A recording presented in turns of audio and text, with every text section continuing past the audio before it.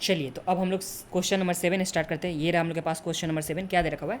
Akash limited has 10 lakh equity share outstanding at the starting of the accounting year. तो यहाँ पे number of equity share कितना है? 10 लाख। हम लोग के पास सबसे पहला जो दे रखा हुआ क्या दे रखा हुआ? नंबर ऑफ इक्विटी शेयर जो कि 10 लाख। फिर बोला द एग्जिस्टिंग मार्केट प्राइस पर शेयर जो हम लोग के पास दे रखा हुआ है ये दे रखा हुआ है 150। तो मार्केट प्राइस पर शेयर जो हम लोग के पास दे रखा हुआ कितना? तो यहाँ पे ₹150। तो ये हम लोग के पास दो इन्फॉर्मेशन है। आगे क्या बोला? Expected dividend. तो यहाँ पे डिविडेंड जो दिया जा रहा है वो कितना? तो यहाँ पे 8 पर शेयर करके डिविडेंड दिया जा रहा है। फिर आगे बोल रहा है हम लोग के पास कि the rate of capitalization appropriately to the risk class to which the company belongs is 10%। तो हम लोग के पास जो यहाँ पे कैपिटलाइजेशन रेट है दैट इज़ के जो हम लोग के पास दे रखा हुआ वो कितना परसेंट दे रखा हुआ? तो ये हम लोग के पास 10% का दे रखा हुआ था। देखिए सबसे पहले हम लोग के पास नंबर ऑफ इक्विटी शेयर दे रखा था, मार्केट प्राइस पर शेयर दे रखा था, डिविडेंड हम लोग के पास पर शेयर दे रखा था, और जो इसका कैपिटलाइजेशन रेट होगा वो हम लोग के पास यहाँ तक में सम्स में गिवन था। फर्स्ट नंबर पे हम लोग के पास क्या रिक्वायरमेंट में बोल रहा है कि कैलकुलेट द मार्केट प्राइस पर शेयर। हम लोग को यहाँ पे मार्केट प्राइस पर शेयर निकालना है when expected dividend are declared and not declared based on the मतलब Modigliani and Miller approach के हिसाब से हम लोग को निकालना है। तो देखिए जो हम लोग के पास अप्रोच होता था इसका फॉर्मूला हम लोग के पास क्या होता था? तो अप्रोच में हम लोग के पास जो प्राइस निकालते थे, हम लोग के पास जो प्राइस निकालते थे उसके लिए हम लोग के पास फॉर्मूला क्या हो जाता था? P0। मतलब प्राइस हम लोग के पास अगर करंट ईयर का अभी का प्राइस निकालना चाहेंगे तो हम लोग के पास क्या होता था कि P1 plus D1 divide by 1 plus के ई। P1 यहाँ पे क्या होता था? तो जहाँ पे price at year end plus D1 का मतलब एक्सपेक्टेड डिविडेंड। इसमें हम लोग सिंपली क्या करते थे? तो इसमें हम लोग इसे डिस्काउंट करते थे 1 प्लस के ई से। तो हम लोग के पास क्या निकल के आ जाता था? जो प्राइस जो करंट अभी चल रहा है एग्जिस्टिंग प्राइस वो हम लोग के पास यहाँ पे निकल के आ जाता था। अब देखिए सम्स में हम लोग के पास एग्जिस्टिंग प्राइस तो दे रखा हुआ है 150 का, उसके बाद डिविडेंड भी दे रखा हुआ है और के ई भी दे रखा हुआ है। तो हम लोग क्या निकाल सकते हैं? तो यहाँ पे P1 तो निकाल सकते हैं ना, एक्सपेक्टेड प्राइस जो होने वाला है वो तो हम लोग कैलकुलेट कर सकते हैं ना। तो वही चीज़ हम लोग यहाँ पे कैलकुलेट करेंगे।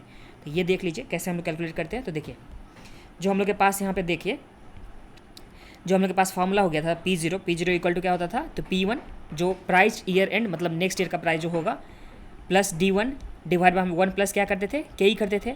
P0 तो हम लोग के पास सबसे पता है, तो सबसे हम लोग के पास P0 कितना पता है? तो यहाँ पे 150 अभी प्राइस चल रहा है तो ये हम लोग के पास पता है 150। फिर प्राइस 1 हम लोग के पास नहीं पता है। फिर डिविडेंड जो एक्सपेक्टेड है वो हम लोग के पास पता है कितना है? तो यहाँ पे 8। तो 8 डिवाइड बाई कैपिटलाइजेशन का रेट हम लोग के पास पता है जो 10% है।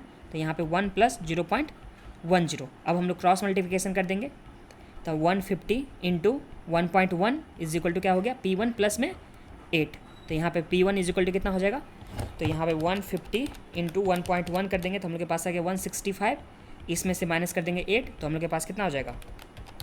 ये आ गया ₹157 जो कि हम लोग के पास प्राइस 1 में आ गया जब यहाँ पे डिविडेंड पेमेंट किया जा रहा है। मतलब जब डिविडेंड का डिक्लेयर किया जा रहा है डैट इज जो हम लोग के पास डिविडेंड डिक्लेयर करेगा तभी तो यहाँ पे 8 आएगा। अदरवाइज यहाँ अगर डिविडेंड डिक्लेयर नहीं करते तो वहाँ पे क्या लेते हैं कि D1 के बदले हम लोग क्या लेते हैं?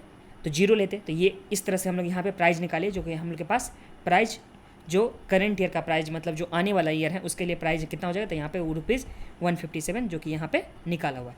तो पहला समझ मिलने में तो कोई दिक्कत नहीं है। अब इसी तरह से हम लोग दूसरा निकालेंगे। यहाँ पे बोला था ना कि एक बार डिविडेंड डिक्लेयर जब किया जाएगा तब, और एक बार जब नॉट डिक्लेयर किया जाएगा। तो जब डिविडेंड डिक्लेयर नहीं किया जाएगा उस टाइम में हम लोग के पास डिविडेंड कितना हो जाएगा? तो डिविडेंड इज इक्वल टू क्या हो जाएगा? 0 हो जाएगा। यहीं भी बता देता हूँ।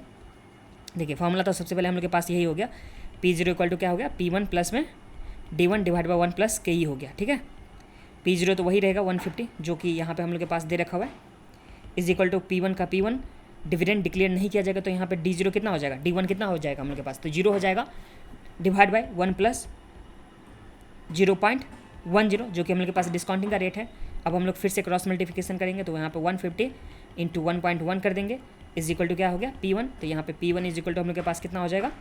तो P1 इज इक्वल टू हम लोग के पास आ गया 150 इंटू 1.1 करेंगे तो हम लोग के पास आ जाएगा 165। तो 165 हम लोग के पास क्या आ गया? प्राइस आ गया जब डिविडेंड डिक्लेयर नहीं किया जा रहा है। तो दोनों ही प्राइस हम लोग निकाल चुके हैं।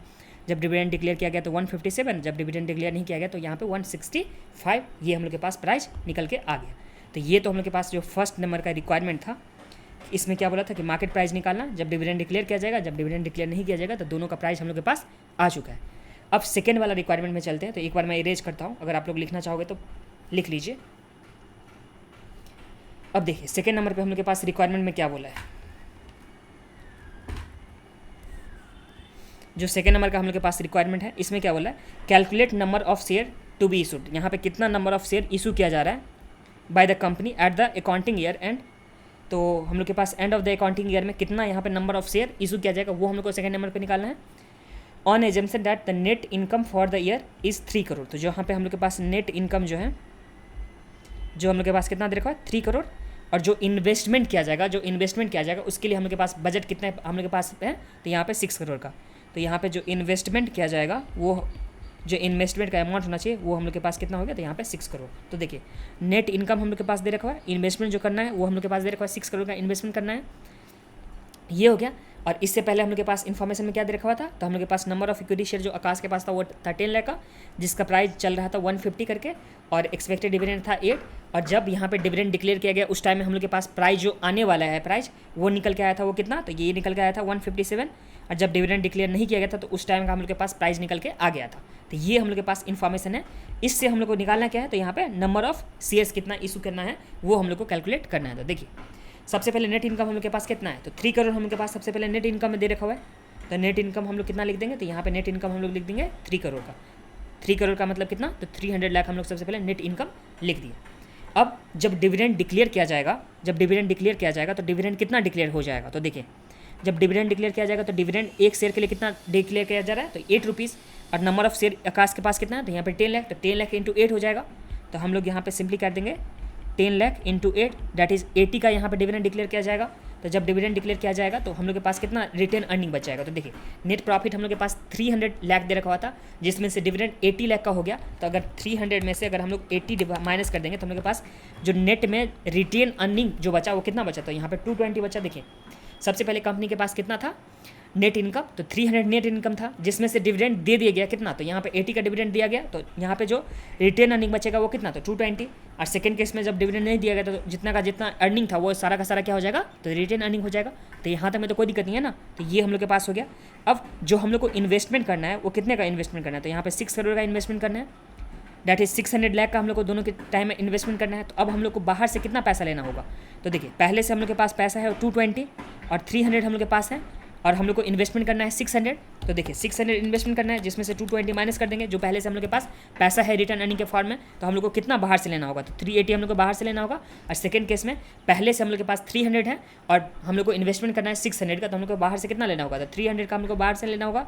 और दोनों के केस में हम लोग के पास प्राइस जो है, जो बाहर का प्राइस आने वाला प्राइस है, जो नेक्स्ट ईयर का प्राइस है या ईयर एंड का प्राइस है, वो हम लोग के पास कितना है 157 और 165। तो हम लोग दोनों ही प्राइस है 157 जब डिविडेंड को डिक्लेयर किया गया था, और जब नहीं किया गया था तो उस टाइम में 165। तो दोनों के प्राइस हम लोग डिवाइड कर देंगे तो हम लोग के पास क्या आ जाएगा, number of equity share. Number of equity share कैसे आ गया, तो हम लोग को बाहर से जो फंड चाहिए था, फर्स्ट केस में हम लोग के पास कितना चाहिए, तो 380 हम लोग को बाहर से फंड चाहिए था, और एक प्राइस के मतलब एक शेयर के लिए हम लोग को 157 का पेमेंट करना था। तो हम लोग डिवाइड कर देंगे 380 लाख डिवाइड बाय 157 लाख, तो हम लोग के पास नंबर ऑफ शेयर कितना आ जाएगा, तो 2.42 लाख यहाँ पे हम लोग के पास नंबर ऑफ शेयर आ जाएगा। ठीक है। और सेकंड केस में कितना, तो सेकंड केस में रिक्वायरमेंट है 300 लाख का, और एक शेयर के लिए 165 का पेमेंट करना होगा। तो 300 डिवाइड कर देंगे 165, तो हम लोग के पास कितना आ गया, तो 1.82 राउंडिंग ऑफ करने के बाद 1.82 लाख यहाँ पे हम लोग के पास नंबर ऑफ इक्विटी शेयर आ गया। तो ये समझने में तो कोई दिक्कत नहीं है ना, नंबर ऑफ शेयर हम लोग किस तरह से कैलकुलेट किए। तो ये हम लोग के पास सेकंड पार्ट हो गया। अब सम्स में हम लोग के पास थर्ड पार्ट क्या बोला था सम्स में निकालने के लिए, तो थर्ड पार्ट में आ जाइए। तो थर्ड पार्ट में हम लोग के पास बोल रहा है proof that market value of the shares at the end of the accounting year remain unchanged irrespective of the dividend are declare और डिक्लेयर नॉट डिक्लेयर। तो देखिए डिविडेंड जब डिक्लेयर किया गया तब भी, और जब डिविडेंड डिक्लेयर नहीं किया गया, दोनों केस में हम लोग के पास जो यहाँ पे मार्केट वैल्यू है, जो टोटल शेयर का मार्केट वैल्यू है, वो दोनों का दोनों सेम रहने वाला है। इसे हम लोग को प्रूफ करना है। तो इसे कैसे प्रूव करेंगे, तो देख लीजिए। सबसे पहले जो हम लोग के पास था एग्जिस्टिंग में नंबर ऑफ शेयर था वो कितना था, तो हम लोग के पास एग्जिस्टिंग में 3 लाख का शेयर था, जो यहाँ पे दे रखा था ना। आकाश के पास कितना एग्जिस्टिंग शेयर था, तो एग्जिस्टिंग शेयर आकाश के पास था यहाँ पे 10 लाख का। तो हम लोग के पास जो है 10 लाख का एग्जिस्टिंग शेयर था, जब डिविडेंड डिक्लेयर हो या नहीं हो। जब डिविडेंड डिक्लेयर हुआ था तो उस केस में हम लोग के पास कितना शेयर और बढ़ गया था, तो उस केस में हम लोग के पास जो शेयर बढ़ा था 2.42 का शेयर बढ़ गया था, न्यू शेयर था। और जब डिविडेंड डिक्लेयर नहीं किया गया तो 1.82 का डिविडेंड मतलब जो है शेयर बढ़ चुका था, तो हम लोग दोनों को ऐड कर देंगे तो हम लोग के पास जो टोटल हो जाएगा वो टोटल कितना हो जाएगा, तो 12.42 हो जाएगा। देखिए पहले से 10 लाख का शेयर था और न्यू शेयर यहाँ पे इशू कितना था 2.42, तो 2.42 न्यू इशू हुआ, तो यहाँ पे 10 प्लस में 2.42 तो कितना आ गया, तो 12.42। और सेकंड केस में यहाँ पे पहले से 10 था और जो न्यू इशू किया गया वो कितना, तो 1.82, तो यहाँ पे कितना आ गया, तो 11.82। तो इससे हम लोग के पास क्या निकल के आ गया, टोटल नंबर ऑफ शेयर आ गया। और एक शेयर का प्राइस 157 है और दूसरा में एक शेयर का प्राइस 165 था, जो हम लोग यहाँ निकाले थे ना 157 प्लस में हम लोग के पास जो था 165, ये जो निकाले थे, तो इसे ही हम लोग सिंपली यहाँ पे रख दें, तो हम लोग के पास नंबर ऑफ शेयर इंटू हम लोग कर देंगे मार्केट प्राइस पर शेयर से, तो हम लोग के पास क्या निकल के आ जाएगा, तो मार्केट वैल्यू निकल के आ जाएगा। और दोनों ही केस में हम लोग के पास मार्केट वैल्यू कितना है, तो 1950 प्रॉक्स में आ चुका है। और इसी के साथ ये सम्स भी कंप्लीट हो गया। एक बार चेक कर लीजिए 12.42 इंटू 157, तो ये हम लोग के पास कितना आ गया 1950 अप्रॉक्स में, मतलब जो है अगर हम लोग इसे राउंडिंग ऑफ करके देखेंगे तो 1950 आ गया। और दूसरा केस में 11.82 इंटू 165, तो ये भी हम लोग के पास आ गया 1950.3 मतलब 1950, ये हम लोग के पास सेकंड केस में भी आ गया। और इसी के साथ ये सम्स भी हम लोग का कंप्लीट हो गया।